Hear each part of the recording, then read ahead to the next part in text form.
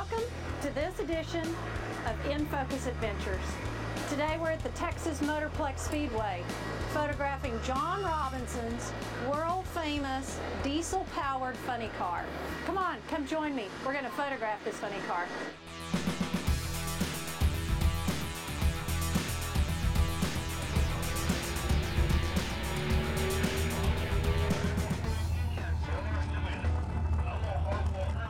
Hi, I'm here today with John Robinson, owner, builder, and driver of the Power Service diesel-powered funny car.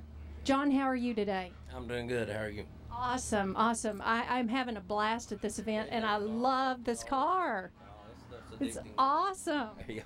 You really get to want to do it, don't you? When it's like riding a bicycle. You see somebody else do it, and you want to go do it. That's exactly right. I think I'm hooked. I'm hooked. I'm ready to go drive it. So, John, tell me a little bit about the history of this car. The history of this car, it was a John Force funny car. It's a chassis that's built by Pluger, and we got it out of Yorba Linda, California.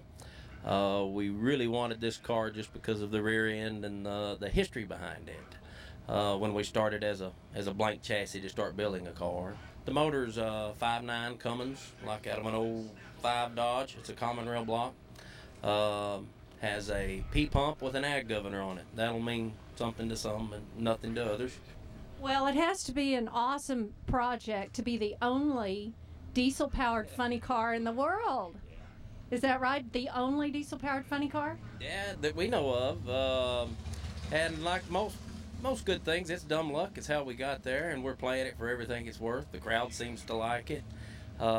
Funny cars are a pain in the butt to handle. It takes 2 or 3 guys to push it and raise it and get in it and strap you in it and all that mess. It's a real high maintenance car, but the uniqueness of it is what does help drive the sponsors to it. So as far as we know, we are the first and only.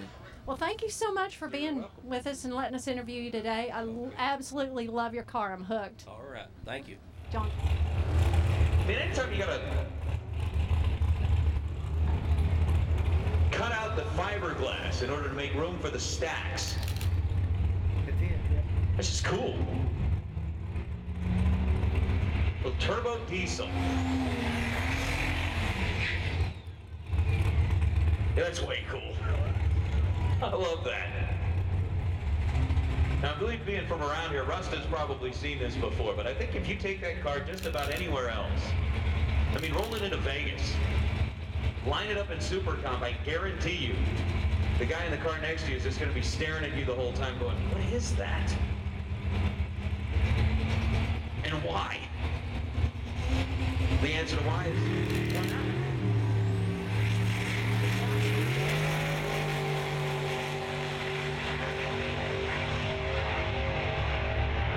That's just fun.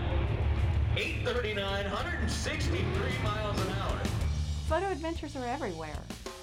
All you have to do is look around, and you know what? Follow your passion, follow your heart.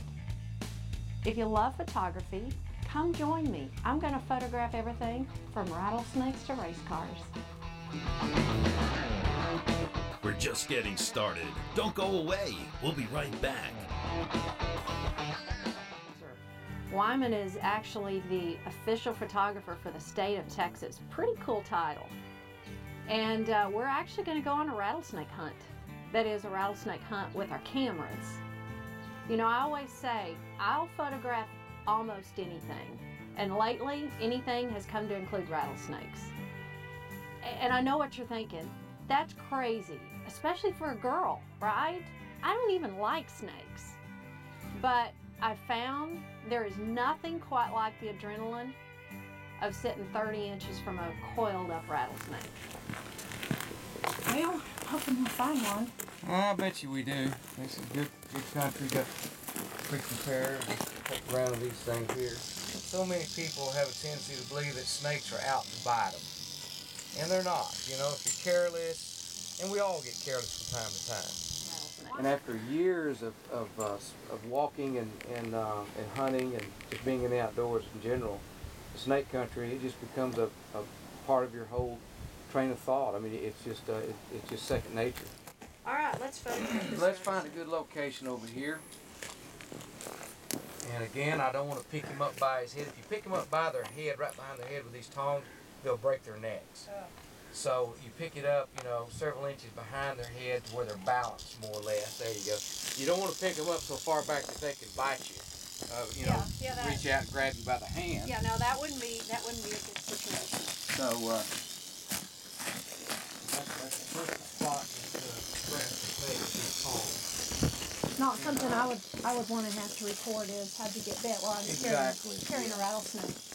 Here's a good spot where you'd find a sunny rattlesnake on October day. Oh, I like that. I like the cactus. You got the yucca, which just says snake country, and he'll probably be comfortable here. And he's a good athletic snake. Oh, ooh, look at that thing. Look at that baby set up and tall. That's an ugly snake. Now remember, that's a good one to photograph. That's a good one to photograph. He's an athletic snake. He holds his ground.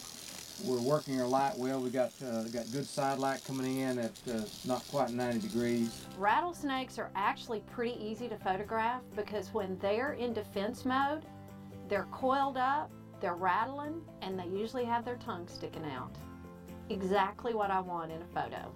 And if he strikes, he'll probably come down the hill and scare you just a little bit. He is but he's not gonna.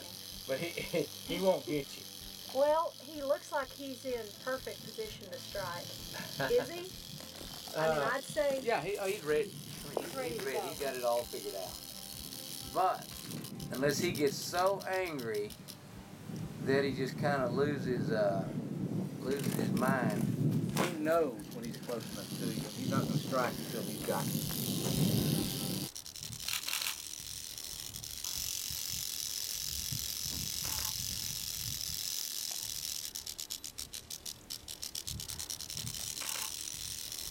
Well, I got to tell you, looking through the lens at him, these have got to be great shots. Oh yeah, this is a good snake. We've got a good background, good environment for him to be in, a good setting.